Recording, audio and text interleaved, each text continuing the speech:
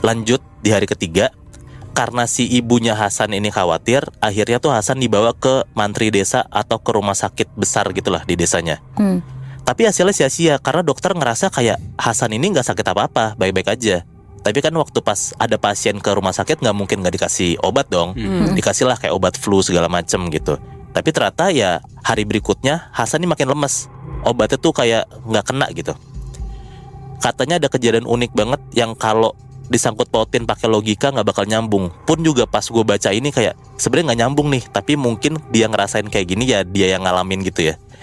Katanya ada satu malam pas Hasan mau tidur, dia itu tuh bisa ngelihat ada 2 binatang kayak ngobrol gitu. Nah 2 binatang itu tuh cicak sama kecoa. Nah pas gue baca kayak nggak masuk akal gitu kan. Cuman kayak kan kita nggak ngalamin nih. Benar-benar. Hasan denger banget kalau si cicak ini ketawa-tawa. Terus si kecoa ini bilang kayak kasihan anak ini, dia nggak tahu apa-apa tapi harus bayar semuanya. Nah bahkan pas Hasan nyeritain kejadian ini ke keluarganya ya nggak ada satupun yang percaya. Karena ya nggak mungkin lah, masa tiba-tiba ada binatang ngomong.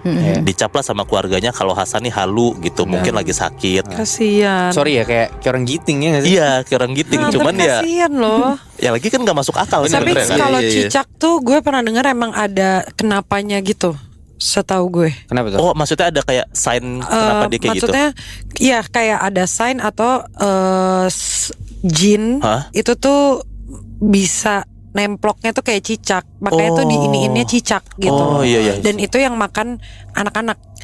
Oh gitu. Kalau nggak salah ya namanya tuh umusibian.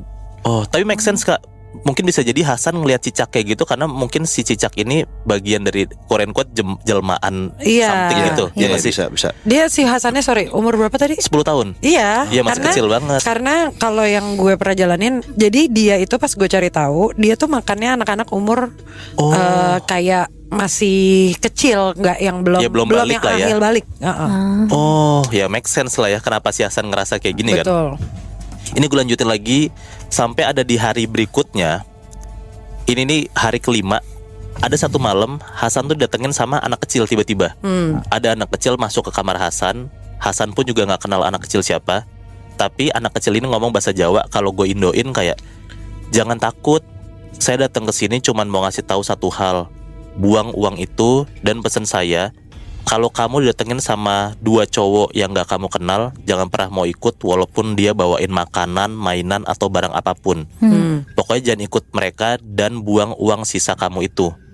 Nah, abis nyampein itu, si Hasan nih ngelihat anak kecil tuh hilang gitu aja, entah kemana gitu.